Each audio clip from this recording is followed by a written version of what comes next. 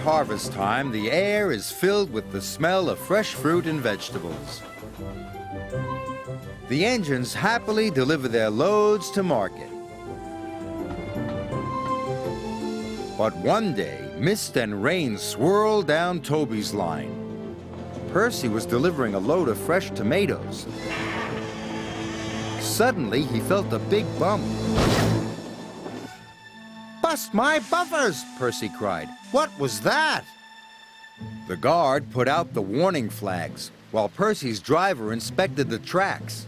"The earth's crumbling," he said. "We must tell Sir Topham Hatt," decided Percy. Percy puffed back as fast as he could.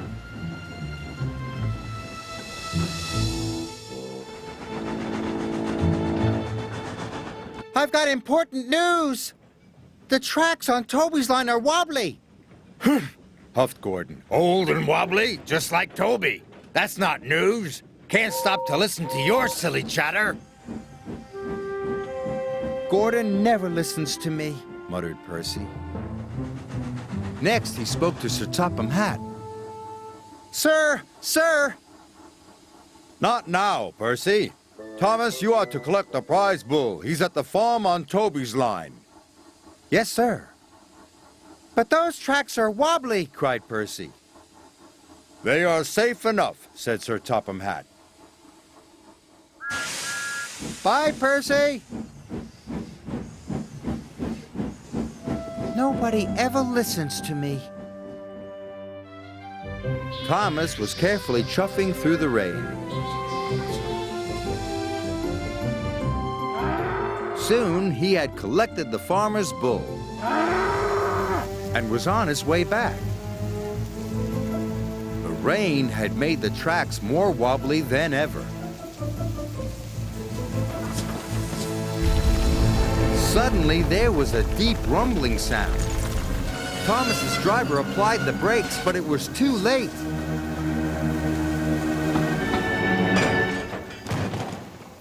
"Cinders and ashes!" cried Thomas. "We're stuck!" And they were.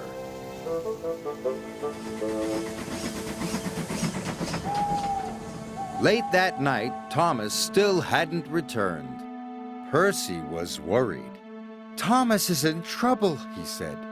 Gordon and James took no notice. "Worry wheels?" huffed Gordon. "Fussy funnel," said James. "Please," Percy asked his driver, "can we find Thomas?" "Right away," said his driver.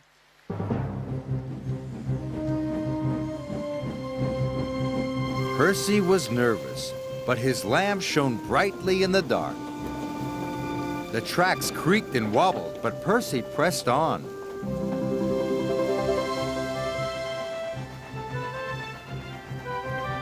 "Percy!" cried Thomas. Thomas was very happy to see his friend.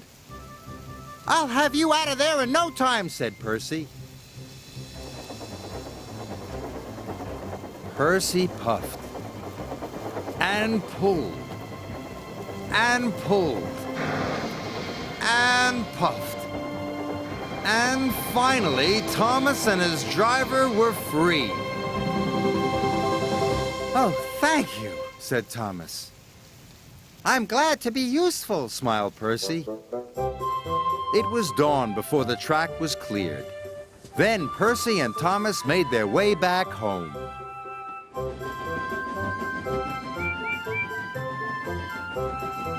"Thomas is here," whistled Percy. "Percy saved the day," said Thomas. Agreed the bull. "I'm sorry, Percy," said Sir Topham Hatt. "We must do a better job of listening to you in the future." Percy was pleased.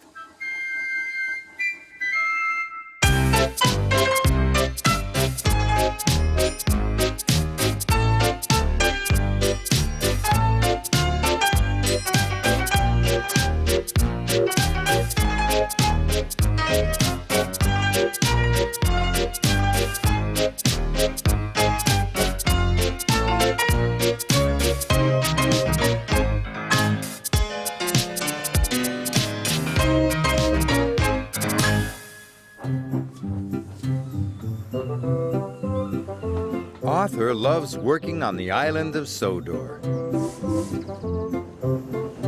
He is new to the railway and is still learning his way around. One morning, he discovered the fishing village. The sun made the water sparkle, and the seagulls called across the harbor. This was Arthur's favorite place. That evening, Sir Topham Hatt came to the sheds. There's going to be a new line to the fishing village. I have to decide which engine shall run it. He paused impressively. Thomas and Percy looked away. They had enough work to do. Arthur hoped he would be chosen. Thomas, you will work on the new line. Yes, sir, said Thomas, but he really didn't like the smell of fish. Arthur was disappointed. Sir Topham Hatt sent him to haul coal to the steelworks. That evening, Thomas was at the washdown when Arthur puffed in.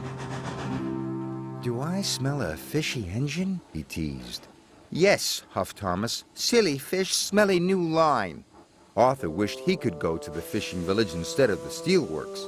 He'd be much happier than Thomas. The next morning, Thomas was still grumpy. The fishermen had caught lots of fish. Hurry up, said Thomas. I'm a busy engine. And a fussy one, too, said the fisherman. Just enjoy the fresh, salty smell of the fish. P.U., puffed Thomas. Thomas steamed as fast as he could along the line. But there was trouble ahead. Some faulty points sent his freight cars one way and Thomas onto the old pier rail. Whoa! The troublesome trucks were delighted. He's falling in the water! Luckily, Thomas wasn't hurt, and the fish freight car stayed on the tracks. When Sir Topham Hatt heard the news, he checked his timetable. Arthur is the nearest engine. I'll send him right away. It was a hot day. The ice that was keeping the fish cold started to melt. I hope someone comes quickly, moaned Thomas. That fish will spoil soon. Arthur was surprised to see Thomas in the tidal pool. Are you all right, Thomas? No, but I'll be much better when you take these fish away. The breakdown van will be here soon, called Arthur's driver. Arthur knew he had to hurry.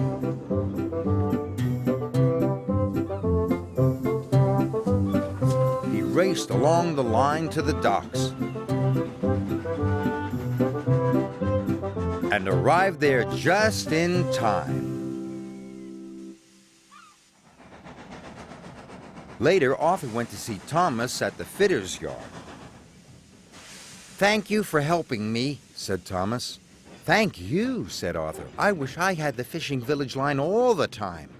Well, please tell Sir Topham Hatt, because I don't like fish. That evening, Sir Topham Hatt came to the sheds. I need an engine to go to the fishing village while Thomas is being repaired, he said. Any volunteers? Me, Arthur blurted out. And please, sir, may I run on that line all the time? Thomas doesn't like fish, but I do. Then the line is yours, said Sir Topham Hatt. Arthur was delighted. The next morning, he puffed into the fishing village right on time. The smell of fish was everywhere, but he was sure he had the most beautiful line on the island of Sodor.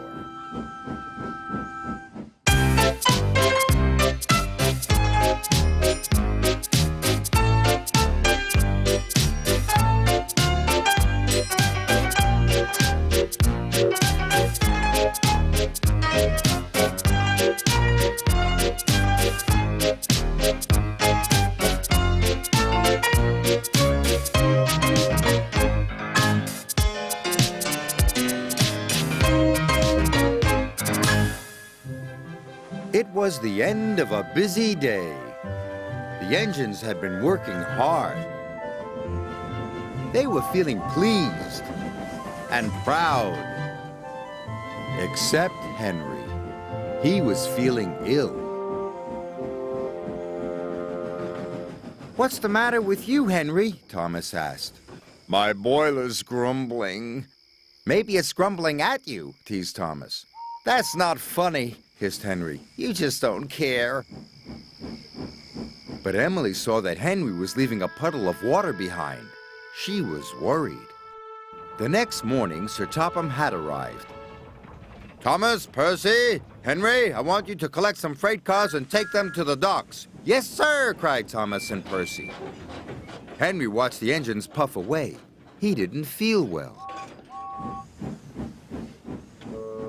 "Useful engines don't complain," Henry muttered. He was leaving water everywhere as he chuffed towards the coaling plant. When Emily saw this, she was more worried than ever.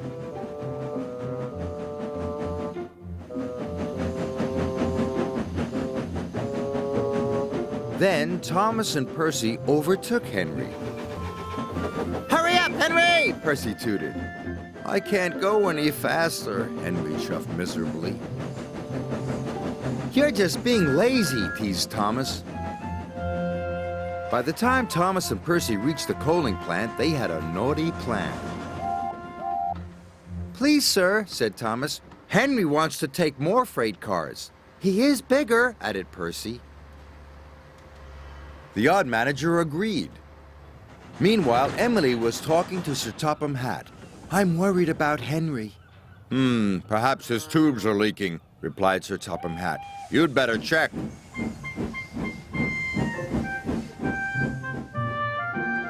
By the time Henry reached the coaling plant, Thomas and Percy had already left. "Why did Thomas and Percy leave me so many freight cars?" moaned Henry. "They know I'm not feeling well."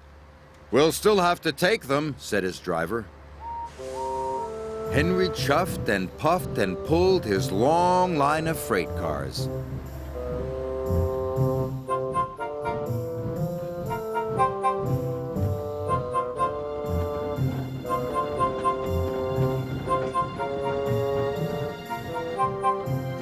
"You can do it, Henry," encouraged his driver.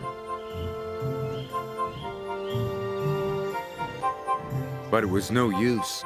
Henry ground to a halt. Just then, Emily arrived. "Are you all right, Henry?" "No," moaned Henry. "I'm stuck." Henry's firemen uncoupled the heavy freight cars. Emily changed tracks and then hooked up to Henry. "Oh, thank you, Emily," wished Henry.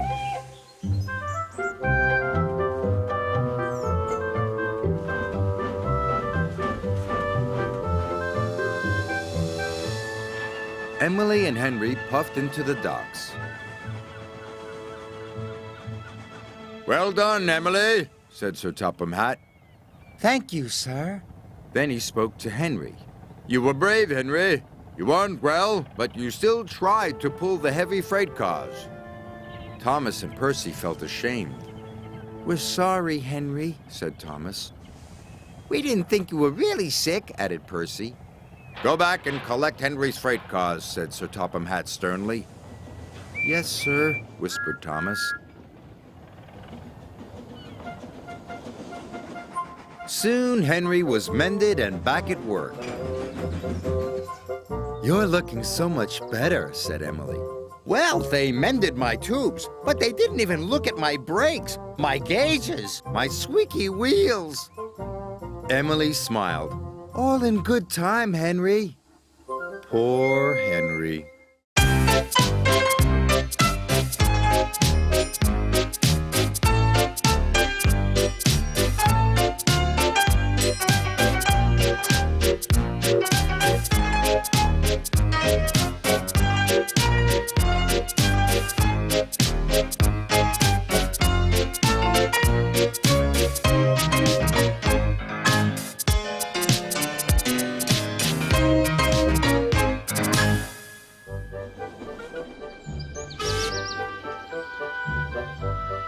Rheneas and Skarloey work on the most beautiful line on the island of Sodor.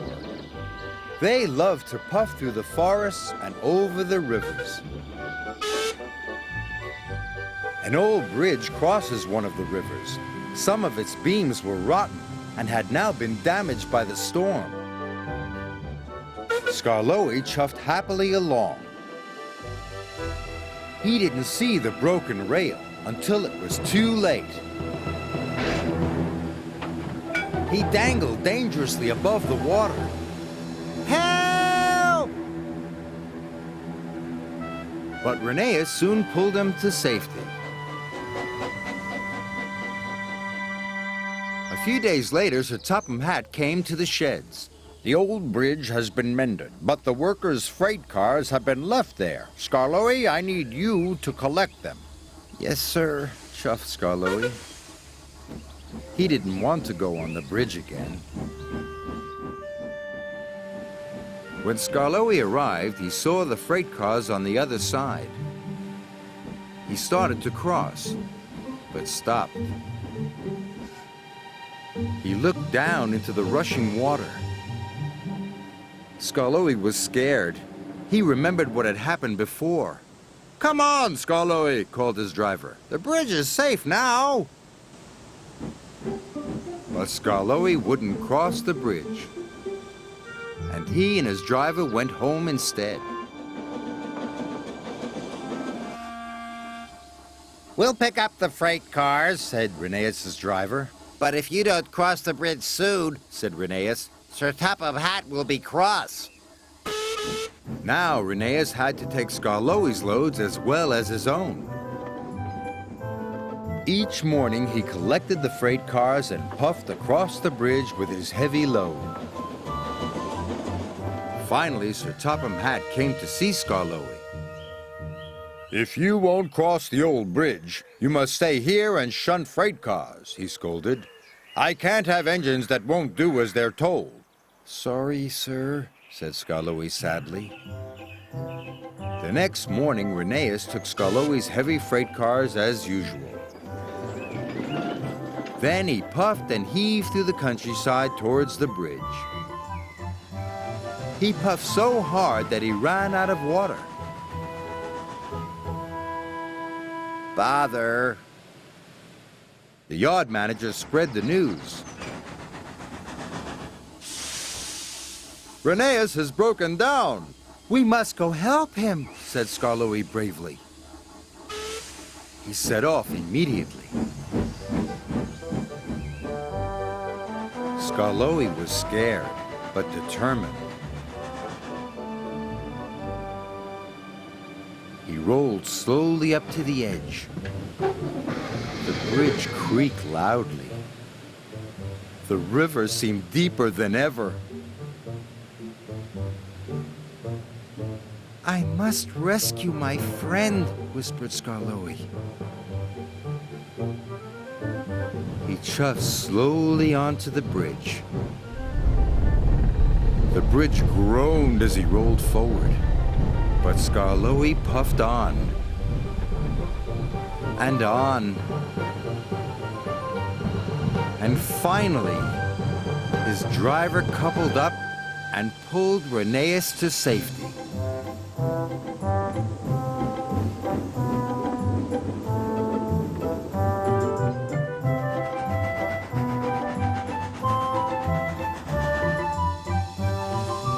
Thank you, said Rheneas. You have done me brave to help me. Skarloey is no longer afraid of the bridge, and he loves his journeys more than ever.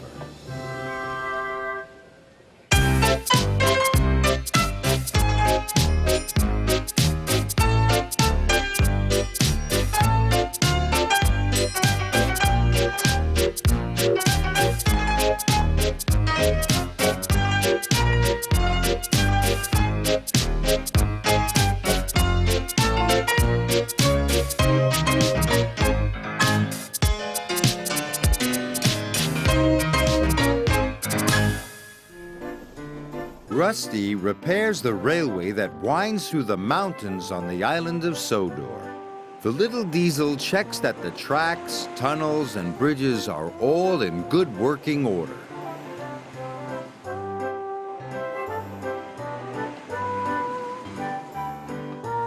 One day, Rusty was crossing the old wooden bridge. There was a big bump in the track. Rusty's driver stopped to check the bridge. "There are cracks in the supports," he said. Ooh, that could be dangerous, cried Rusty. It might fall down if it's not repaired. And they hurried off to warn the other engines. The engines were waiting for their coal when Rusty arrived. Don't use the old wooden bridge, said Rusty. It's dangerous. "How would you know?" wished Duncan. "You're only a diesel." And he puffed crossly away. He didn't even wait for his coal. Rusty hurried down the mountain to tell Sir Topham Hatt the bad news. "Thank you," said Sir Topham Hatt. "I'll send engineers to investigate the bridge. Meanwhile, nobody is to use it."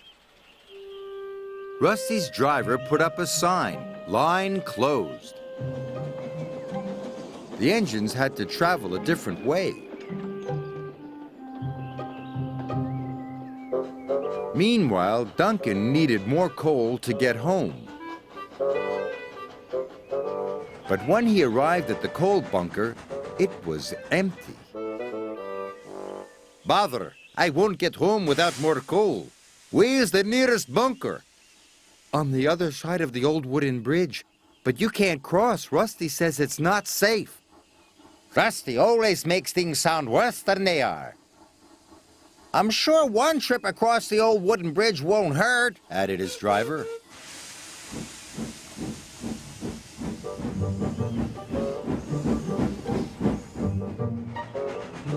When they got to the junction, Duncan's driver removed the sign, and they set off towards the bridge.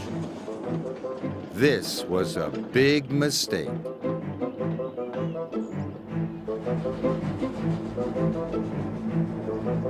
Suddenly, Duncan hissed to a halt. "I'm out of steam." He had used up all his coal. "What's that?" he asked nervously. His driver looked out. The old wooden bridge was starting to collapse. "Rusty," called Skarloey. "Duncan's gone across the bridge." "I'd better check he's all right," the little diesel said. But the cracks in the supports were getting larger. A beam snapped. Timber pieces splashed into the water below. "Help!" whistled Duncan. "I'm going to fall!" But Rusty was on the way. Soon the little diesel reached the old wooden bridge. Duncan had never looked so scared. Rusty chuffed bravely onto the bridge. "Careful!" gasped Duncan.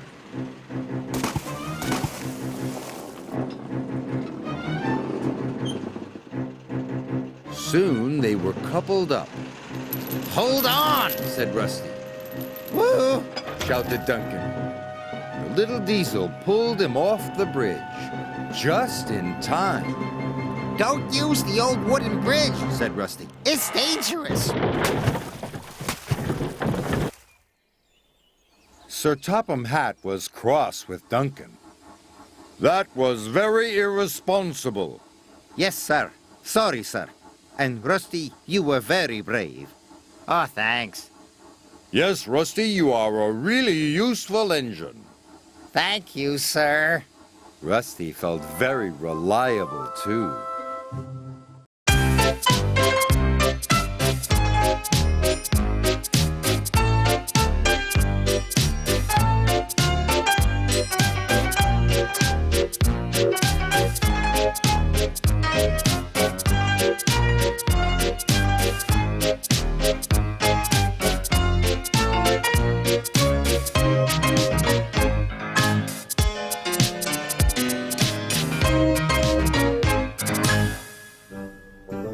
Fergus is a small railway traction engine who works on the island of Sodor. One day, he was on his way to the quarry. He had a special job to do for Sir Topham Hatt. "Hello," whistled Thomas. "Where are you going?" To the quarry. Fergus chuffed happily. "Watch out for Bill and Ben, the twins," said Thomas. "They love to make mischief." I won't let young rascals rattle me. "You don't know the twins like I do," warned Thomas. Fergus arrived at the quarry. He went to work with Mavis and the twins. "I'm afraid the freight cars are in a mess," said Mavis. Not to worry, we'll soon sort them out. Bill and Ben were delighted. "Now we'll have some fun," whistled Ben. "Yeah, we'll have the old boiler in a spin," steamed Bill. Fergus liked helping Mavis, but he didn't like the way the twins were behaving one bit. Bill banged his freight cars hard. Some rocks fell onto the track. Do it right. Fergus ordered. Bill didn't like being ordered about by a traction engine. Don't interfere. He snapped back. Then Ben pushed his freight cars to block the line. Fergus was stuck. Out of my way, steamed Fergus. But Ben just grinned. The next day, the men were blasting rock. Wait for the all clear signal, Fergus called to Bill and Ben. Do it right. There he goes again, puffed Bill. Do it right. From morning till night. Keep your funnel out of our quarry, huffed Ben.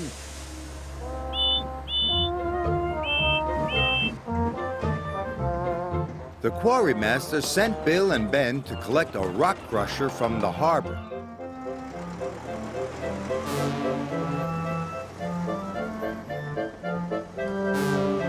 Fergus was left in peace with Mavis. The twins were still thinking about Fergus. He's just an old fusspot, said Bill. He's always saying, do it right. Well, the next thing he tells us to do, wheezed Bill, we'll do it wrong. They laughed. Bill and Ben steamed back to the quarry.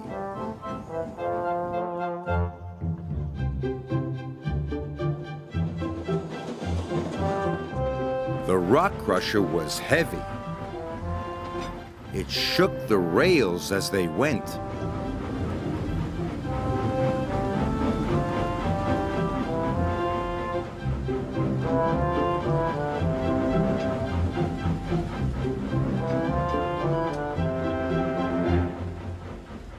The blasting has made that rock face unsafe, warned Fergus. Don't go near it. Do it right. But the twins took no notice of Fergus and were very naughty. As roughly as they could, they rattled the load towards the cliff.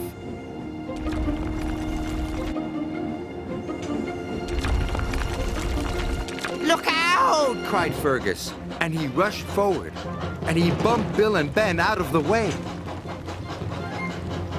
His driver jumped to safety as the rocks began to fall, but Fergus was covered in rocks right up to his funnel.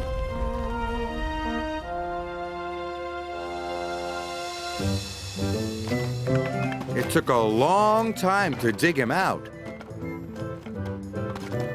And no one worked harder to help than Bill and Ben.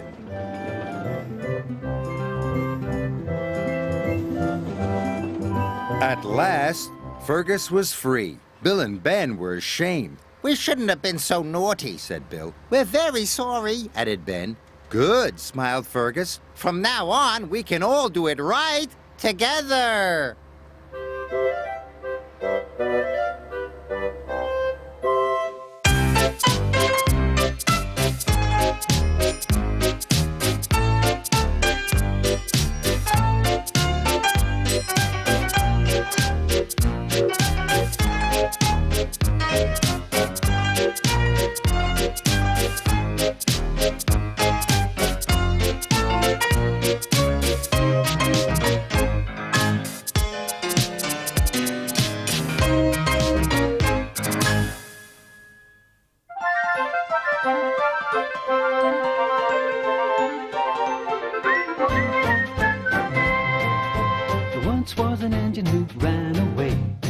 and went.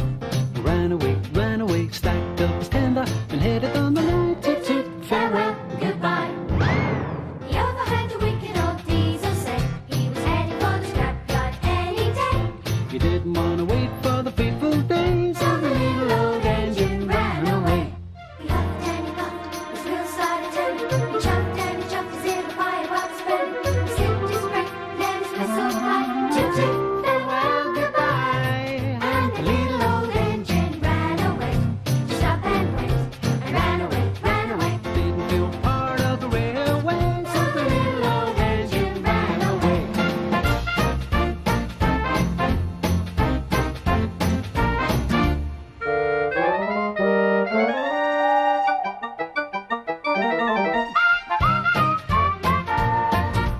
When the other engines heard he'd gone, they felt so sad 'cause they knew he had got it gone. No matter what Diesel had to say, the top of the hat has the final say. So he thought and he thought, where could he be, could he go? Some search high, the other search low.